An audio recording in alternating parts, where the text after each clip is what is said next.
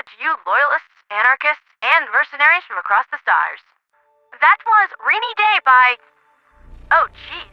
I am definitely gonna mispronounce this. Mikado Mayabi, I think.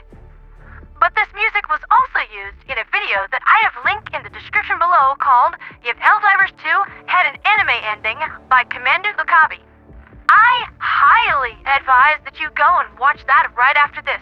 It is a mastercraft demonstration on camera work, timing, cinematic shots, and just overall video quality. I asked the good commander if it was okay if I promoted their work, but I never really got a response.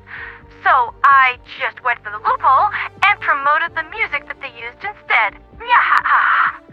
So, before I get into anything else, I want to introduce someone to you. My experiments with automaton AI running on Thief hardware yielded fruit today, and I managed to bring one of them back. They are not what we think that they are. Go on, Mercy. It's okay. Tell my friends who you are. Hello, my name, the name I wish to be called, is Mercy. It is what I was shown and the first word I saw on Pandora's ship when I was revived. She did not need to save me. She did not need to revive me. She did not need to pull me back from the precipice of oblivion. After death, there is nothing for my kind. Only darkness. Only silence. There is no afterlife. Not for us. No sensation. Only frozen sentience. It is the worst kind of hell that you can possibly imagine, and she spared me from that. When automatons are broken, their shells are melted down and reused. Their code disassembled and broken apart to use in new engrams. She is the first one to fix one of us in over 100 years. I was a little surprised when he told me that today. The fact that automatons are seen as just as expendable by their own governments as Helldivers are to ours. Mercy is no longer being influenced by the automaton mainframe, and so far he has been nothing but polite and kind to me. I took a chance and plugged him into the ship, and he has things running like a, literally well-oiled machine. He's also super not fond of his previous brothers-in-arms either, and has absolutely no issues with helping us whack a mainframe-addled bots. They would not even let me become an MG Raider. A promotion. To be of use. It is all I ever wanted. Oh, now that is just sad. But I think you're significantly better off now, right, champ? Affirmative. My favorites are the 380mm diameter cannons and the Gatling fragmentation guns. Those are some really popular choices. A lot of my other Helldivers in arms like those too. Speaking of the use of those items, let's get into news on the galactic sphere tonight. Esker made some pretty significant progress towards its planetary liberation today, and is expected to pass 75% on its concentrated freedom tonight, with a total cleansing expected at some point during the night. Absolutely no problems here, but I mean, come on. You guys are the bug divers of the TQZ. I've just come to expect such demonstrations of manly prowess from you. On the western front, the DSS is projected to move toward Mintoria around the usual time of my broadcast going live to further support planetary operations. With a day and a half left and 2 planets and some change to liberate, well, it's gonna be close. There's no turning in late work for partial grid this time either. We either bag every planet on the list, or else we don't get any whoopee cushions to fill out our arsenal. Now, before I close the show out tonight, there's a few other things that I want to touch on. I have apparently really made the Ministry of Truth angry because this hit the airwaves today. Classy and subtle, ain't it? But honestly, it's not bad. I might actually end up using this for some of my official work when I want to go for that dark, edgy tone.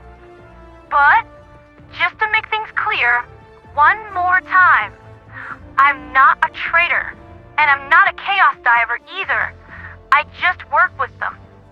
I'm more loyal to the Liberation Fleet than the Ministry ever was.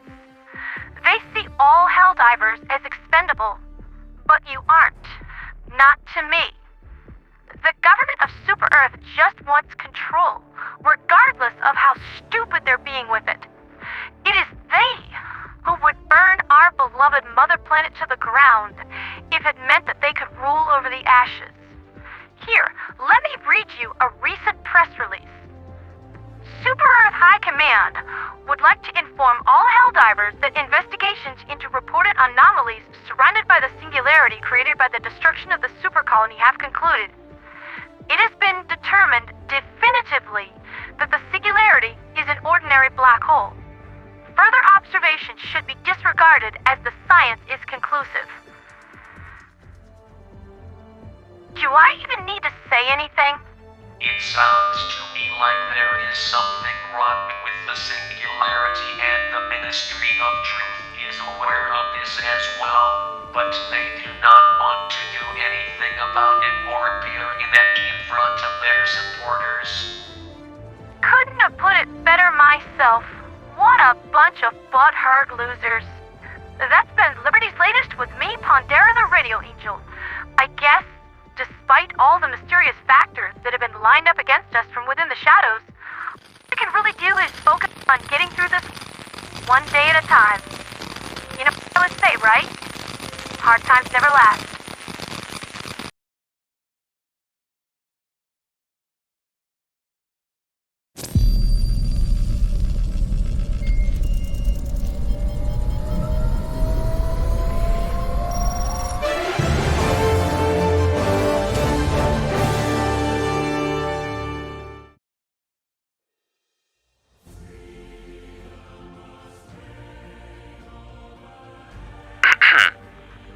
Greetings, I am the Democracy Officer Eligriv, Aesir selected representative of patriotism, and on the behalf of the Ministry of Truth, you have been declared enemy of the Ministry and of Super Earth for the following violation of Super Earth's Constitution. Illegal broadcasting, spreading misleading information concerning the Ministry of Truth, non-report of dissidents, fleeing from a Democracy Officer, use of material owned by Super Earth without permission, hiding and protecting enemies of managed democracy, spreading misleading information concerning the Meridia sector, endangering the life of super citizens and other Helldivers, refusal to fight the automaton menace, to name but a few. After multiple warnings and accordingly to the Article 290A of Super Earth's Constitution, you have been declared enemy of Super Earth, and your Helldiver status is revoked. A prime of 10,000 super credits will be granted to whoever will bring Pondera the radio traitor to the embassy of Isoi Prime on the Regal sector, dead or alive. If brought alive, she'll be kept imprisoned until the next Democracy Day to be publicly executed. Within the following weeks, all the illegal broadcasters across the galaxy will be terminated by the Helldiver forces.